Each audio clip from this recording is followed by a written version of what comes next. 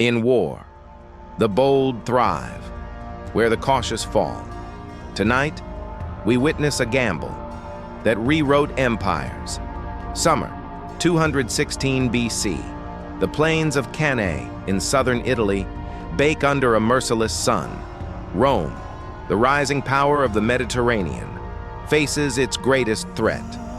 Hannibal Barca, the Carthaginian general who crossed the Alps with elephants and audacity, now stands with an army half the size of his enemies.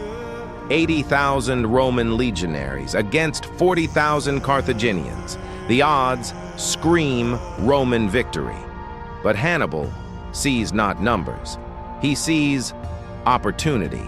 He knows the Roman mind, proud, disciplined, but predictable. They favor the phalanx, a wall of shields, pushing forward. He will turn their strength into a noose as dawn breaks. The armies array across the dusty plain. Hannibal places his weakest troops, the Gauls and Iberians, in a thin center, bowed like a crescent moon. His elite African infantry holds the wings.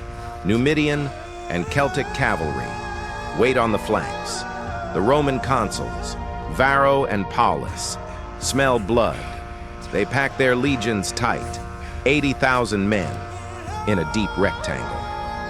Order the charge. The center holds just long enough to draw them in, then bends backward, luring the Romans deeper into the pocket. The legionaries push harder, sensing breakthrough, unaware of the trap closing on the flanks. Hannibal's cavalry smashes the Roman horse, scattering them to the winds, then wheels around, striking the Roman rear like a thunderbolt. The crescent becomes a circle. The Romans, now encircled, compressed into a seething mass. No room to swing swords, no space to maneuver. Hannibal's forces close in from all sides, a methodical slaughter under the blazing sun. By dusk, 50,000 Romans lie dead. The greatest defeat in Roman history. Hannibal loses but 6,000, a masterclass in turning the enemy's might against itself. The river Aufidus runs red for 3 days. Carcasses choke its banks. The air, thick with the stench of death, Rome reels. Senators weep in the forum. No consul returns. No eagles are saved. Yet, from this abyss comes a vow. Rome will not meet Hannibal in open field again.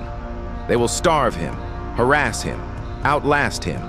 Fabian's strategy is born, named for the dictator who refused battle and let time be Rome's weapon. Hannibal wanders Italy for 15 more years, winning every battle, losing the war, because victory on the field is not victory in the end. Rome rises from the ashes, stronger, wiser, eventually crushing Carthage at Zama. Hannibal's genius undone by his own success. The hard lesson etched in Cannae's blood: superior numbers mean nothing without superior strategy. Arrogance invites encirclement, and the predictable path leads to ruin. Know your foe's habits, exploit their pride.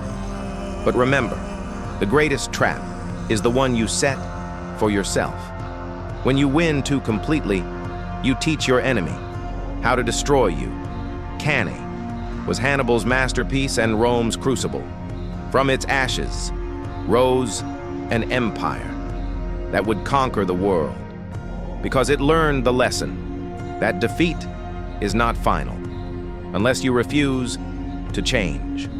Study the ground, study the enemy, but above all, study the mirror. For the weakest point in any plan is the man who believes he cannot lose.